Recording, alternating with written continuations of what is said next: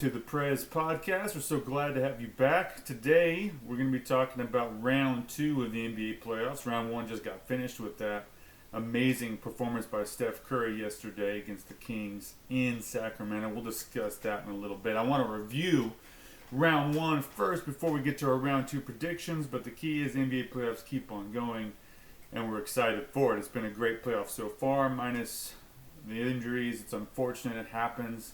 It happens every year, though, so it's nothing new. It's just, unfortunate that it's part of a game. It happens in all sports.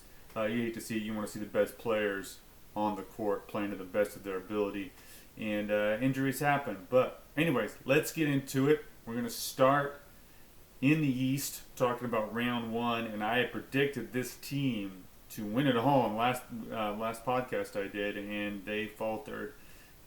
The Bucks lose to the Heat in 5, round one. There's a lot to dissect here. First, obviously, Giannis gets hurt in game one. They lose that. Game two, the Bucks come back. The bench plays amazing, especially Connaughton and Ingles shoot the lights out, and they take game two back. Giannis is still hurt, misses game three. Now the series is 2-1 Miami. He comes back for game four, and it does not matter. Heat win game four, and then they close it out with the Jimmy special in Milwaukee. Playoff Jimmy is a thing. If you look at his regular season numbers versus his playoff numbers, is quite the difference. He sits a lot in the regular season. He takes breaks off. Tries to get other players involved. A lot of games he'll play where he ends up getting like 15 and only shoots the ball 10 times. Interesting stuff, and he really tries to get other players involved in the game. And then when he really wants to win, he just takes over, and he's been taken over. Everybody remembers the playoff run that he made against the Lakers, to the finals against the Lakers, and played probably the best player in that finals. You could argue that he was deserving of finals MVP the way he played and carried that team. Remember, they lost Bam in that finals, and they were playing shorthanded, and he kept them in it. Anyway, so it's surprising, and I really thought the Bucks are the best team. Besides game two, their bench was useless, which is kind of crazy considering that Tyler Hero broke his hand in game one, and he's out for the rest of the playoffs. It looks like that maybe the Heat would be the shorthanded team. Giannis' back contusion was going to keep him out a couple games, but he was going to come back. But once he came back, it didn't really matter. I know he only played 2.5 games in this series, and he can not really say a half game. He played like 12 minutes in the first game. But that's really a letdown. And now there's a lot of talk about the interview that Giannis had after, where he's asked, do you view the season as a failure? And he had a lot of things to say about that. And I think the problem is the word failure. I think that there's a lot of talk about the word failure and the mentality with the word failure. Now, it's okay to fail, and failure is not a bad thing. You're trying. If you're not trying, then you're not failing, you're not learning, you're not growing. So I understand his mentality with that, but it was a failure. You were the 1 seed. You were a complete team, and I know he got hurt, and that maybe affected the series a little bit. But it's a failure. You should have beaten the Heat. You had a better team. You had Giannis. You have the best player in the NBA, in my opinion. It is a failure to be a 1 seed and lose, not in 7, not in 6, but lose in 5, and to lose on your home court. And that game 5 was a travesty. Now, I know news came out with Mike Budenholzer losing his brother in a car accident during the playoff series, and they may have affected him because he blew a couple timeouts and his coaching decisions in that series. And it's really unfortunate. You hate to see that. I mean, prayers for his family. It's an unfortunate situation, but it was a failure. I don't know how you can't look at it as a failure. You had a great regular season. The East is opening up with Embiid's injury, so there's no reason not to make a deep playoff run. If this was, the conference finals or losing the NBA finals, it's one thing, but to lose in the first round to an 8 seed in 5 games, it is a failure. And it's okay that it's a failure. But to say it wasn't, it's kind of, disregarding what you're trying to do, in my opinion. Next up, the Celtics beat the Hawks in 6. This series went a little longer. Took some Trae Young heroics. A lot of shooting. That's one thing with Boston. Sometimes they can lose focus defensively down the stretch. When they really put it together, even in Game 6, the game was close until the last couple minutes when Boston closed it out. And I don't know if they're taking the Hawks for granted. I don't know. I think they're clearly the better team over Atlanta. This could have easily been a sweep like I predicted. I think the talent discrepancy is quite huge in these teams and the depth on both teams. I just feel like when they turn on the defensive screws, when they really want to play really good defense and lock a team down, they can. And I didn't feel like that effort was there against Atlanta in round one. But they got through. They're moving on. And with the Bucks out and with Embiid's injury, looking pretty good for the Celtics to make another run to the finals again in back-to-back years. But we'll get to that in our predictions. Next up, 76ers beat the Nets in 4. Not surprising here. Remember, the Nets had a bloated record based on, having Kyrie and Kevin Durant in the first half of the season. Don't get me wrong, Mikal Bridges, Spencer Dinwiddie, and the rest of those guys played their hearts out, and they challenged the 76ers in some of those games. They were just undermanned. And it's unfortunate. And I hope Mikal Bridges gets a good contract and goes and plays somewhere where he's really appreciated and can get more scoring options, because he's proven in the last couple months that he can be a good scoring option. Now, when he was in Phoenix, he was the third or fourth option, didn't get a lot of shots, and didn't get really a chance to score, more of a defensive player, but he's got all the tools, and I think he'd be a great number 2 in a lot of situations. So I hope people pick him up. Good wing player, good shooter, really can defend, so I'm excited for his future. For the 76ers, the sad thing is they were able to close out in 4. Embiid gets hurt, doesn't play game 4. It's come out that his knee has a LCL strain, I think. It's a really high-grade strain. He's doubtful for game 1. So it's really, really unfortunate. Make it to the second round. Have a great matchup with the Celtics, which we'll discuss in a little bit. And you're without your best player. And it's just unfortunate. I would love to see him come back. He had, of course, those knee issues and back issues early in his career that cost him the first couple seasons of his career. And he's worked really, really hard, to his credit, to work on his body, be in shape, and play a lot of games and be really a stalwart for that team and be really important for them. And to see him, have this happen in the playoffs with a chance to make a really deep playoff run and would have been a great series against the Celtics it's really disheartening. Next, the Knicks beat the Cavs in 6, and I thought the Cavs had a deeper team, especially with Julius Randle's injury. He got hurt again in this series, but it didn't matter. I thought that the Cavs had a better front court, proven wrong then. Mitchell Robinson was able to dominate the paint, and Jalen Brunson was able to do whatever he wanted on the basketball court. They couldn't stop him from getting to his spots. And I really felt like Thibodeau just killed it on the coaching as far as, the way he used his bench and overall effort. It was unfortunate Donovan Mitchell and Darius Garland, to their hearts, they tried to keep their team in it, but they just couldn't do it. This is a young team, minus Mitchell. Mitchell's the only one on the team that has really good playoff experience.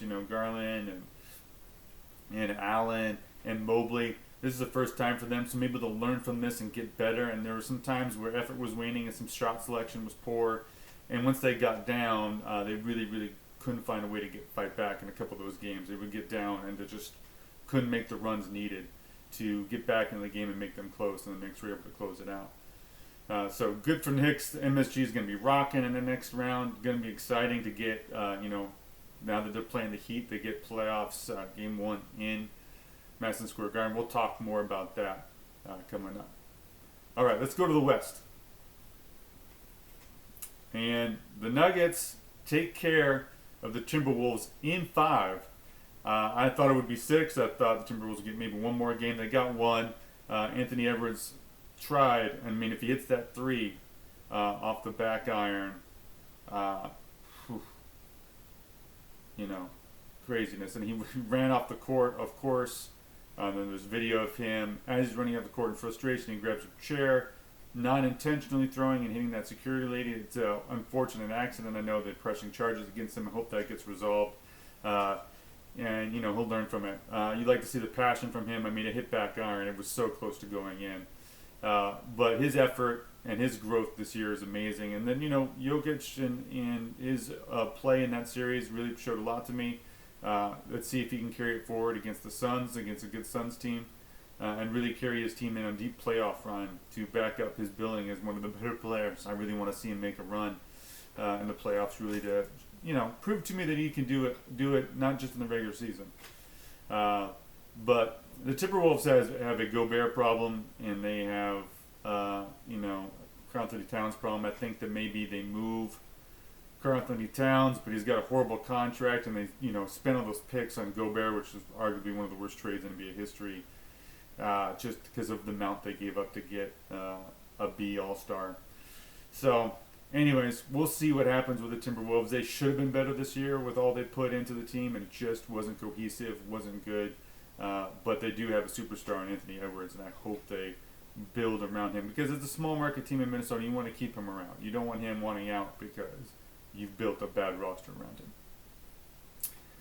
Next up, the Lakers take care of the Grizzlies in 6.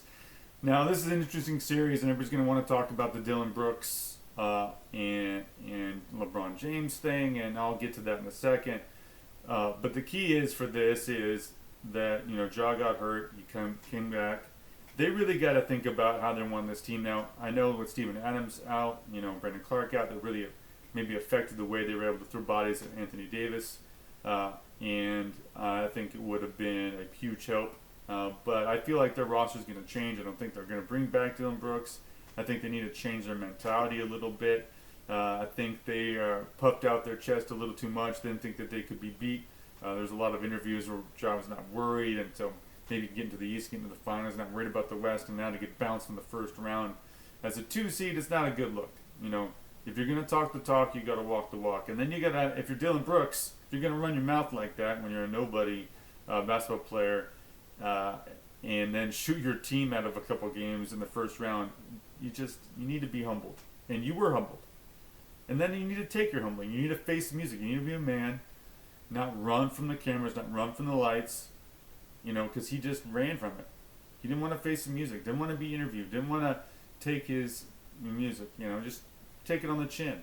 You got to, sometimes as a man, you got to stand up and you got to take it on the chin, and that's okay.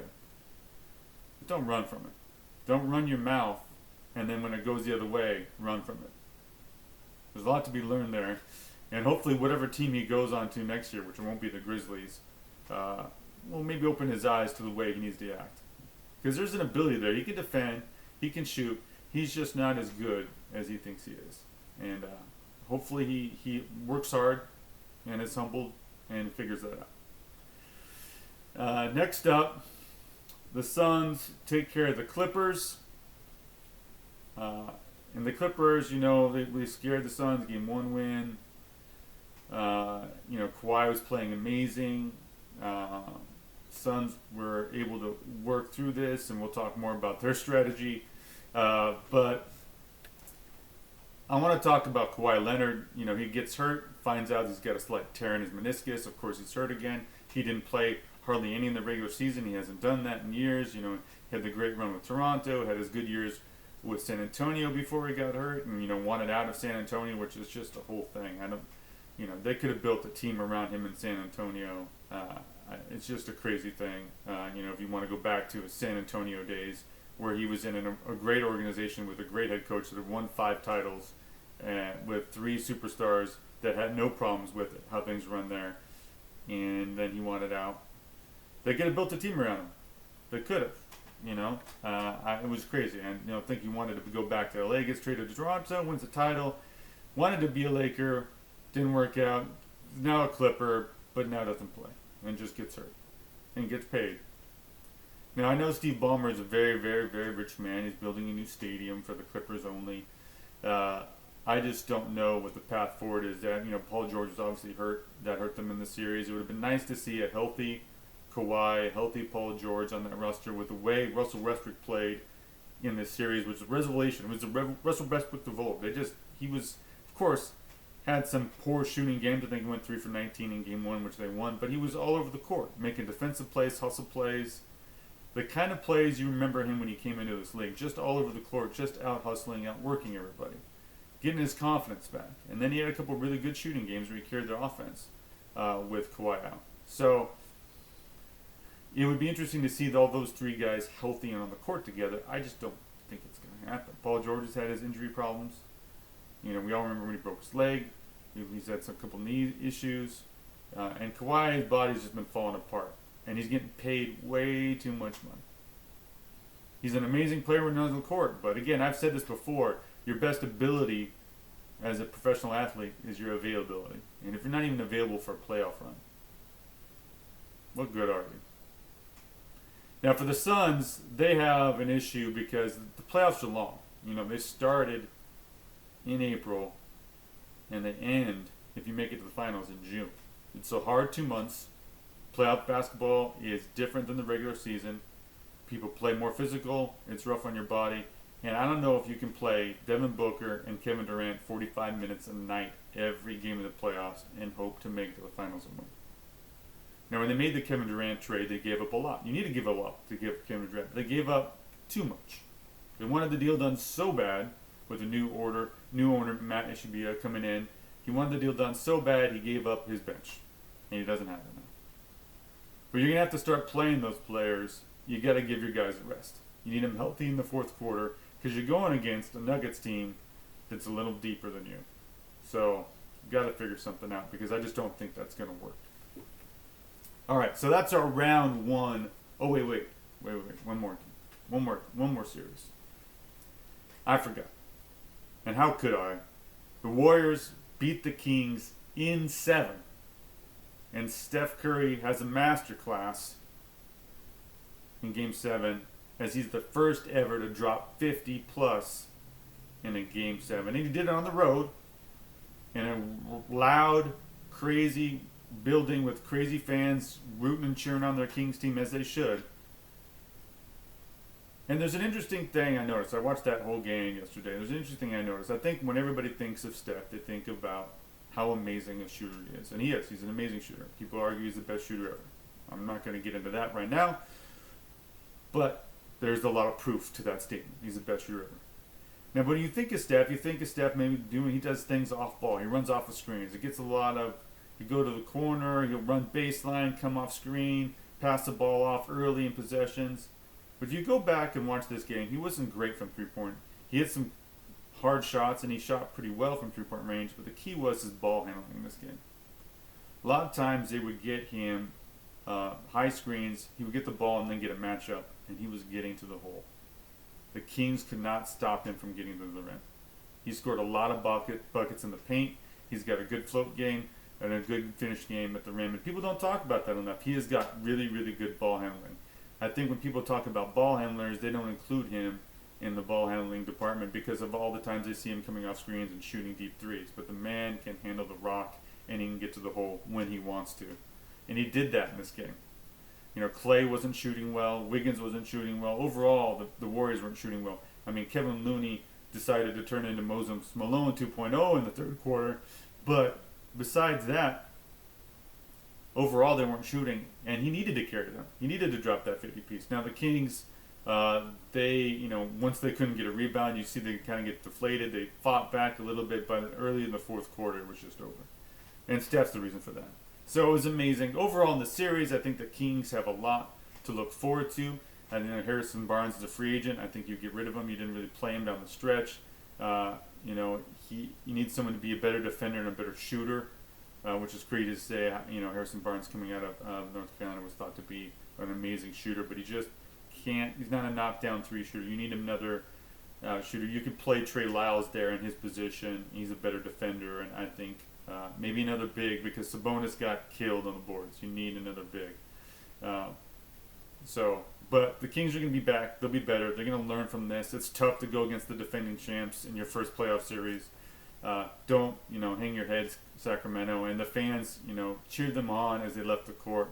That's a great town, and I'm sure they're excited for the future, and they should be. And it sucks about De'Aaron Fox's finger breaking. It didn't affect him too much. If you look at his numbers, I thought he still played really, really well. I think in Game 7 the shooting was a little off. But I think the overall flow of their offense was a little stagnant in some parts of the game. But either way, great season for Sacramento and an exciting future for them. All right, now we're done with our round 1 recap. I have to remember that series. And let's go to our round 2 predictions. We'll start in the East. And we'll start with the Celtics and 76ers. And I was really excited for this series. I think with a healthy Embiid, this goes 7. With his knee doubtful, not even sure if he's going to play. Maybe he'll have a Willis Reed-like comeback. Maybe in Game 3 or something when it gets to Philadelphia. But I just don't see it. I think the Celtics are too deep. I think that they'll do enough. I mean, I know that 76ers can throw Maxey and Harden and Tobias Harris at them, but, you know, depth-wise, it's just going to be hard, I think, for the 76ers to slow down the Celtics offense and the Celtics depth, you know, with Derek White and Malcolm Brogdon coming off the bench. You know, they have a lot of people that can throw at you. So I think the Celtics win this one in 5. I think 76ers will get one game at home. And the Celtics move to the Eastern Conference Finals. Next, Knicks Heat. Now, anybody remembering this series, this rivalry back when I was a kid in the late 90s, you know, Lonzo Mourning, Patrick Ewing, there were some great series. Remember the Knicks in '99 famously beat the number 1 seeded Heat on their way to the finals. Remember, there's a strike-shortened season, so the playoff rankings were a little different, but it's great to see. You know, Jimmy Butler gonna be putting up crazy performances in Madison Square Garden. I know I'm posting this now after Game 1, and the Heat have already stolen Game 1. Remember, I have to do this after all series are over. That's bad in playoff scheduling. I hate the way the NBA does their scheduling with overlap between the rounds. You know, you could wait till all round 1s are finished and then start back up with round 2. I know that they have TV deals they have to meet. I'm just not a fan. I think it's silly. I think even one year we had a round 7 game at the same time as a round 2 game 2 starting. A game 7 and a game 2. Come on. It's just unfortunate. But anyway, so that's why I'm doing this today. I wanted to wait until Game 7 was completed between the King and the Warriors before I posted this video. Anyways, so the Heat have stolen Game 1. Just like they did against the Bucks, pressures on the Knicks. And Julius Randle's hurt, but Jimmy Butler did hurt his ankle late in this game. I think he'll be okay. It looked like he walked off the court fine. And I think this is going to be a little harder series. I think the Knicks defensively will make the Heat work, but I still have the Heat winning this one in 6. I think Jimmy Butler is going to do some magic and make another deep playoff run, and I think he beats the Knicks in 6. But it'll be fun. I think it'll be a fun series. I think Jalen Brunson's going to have a couple of great games, and I know that Tibbs is really going to make Jimmy work harder on offense. He's going to throw a lot of bodies at him. He's a great defensive coach. And he'll figure out a way for Jimmy to work. And I think what Butler's going to do is he's going to get more of his shooters involved. He's going to see the pressure coming, and he's going to be a really good passer and a willing passer, which he's proven to be. So I just think the Heat will win this series in 6. So that's my prediction. Eastern Conference Finals will be Celtics Heat, and that'll be a great series. In the West, now again we're in another Game 1. The Suns and the Nuggets played in Denver. Nuggets won easily. Jamal Murray going off for 34 points. And, you know, again, the bench getting beat up for the Suns. I do think the Suns figure this out, and they're going to play their guys too many minutes, and they're going to be a long series, and they win in 7. I just feel like the Suns have the better team as far as starting, and I think they'll do enough. I think Kevin Durant and Devin Booker will continue to light it up and make this Nuggets team work. I think they'll figure it out. Problem with the Nuggets is that if their shooting isn't there and they have to rely on the post play,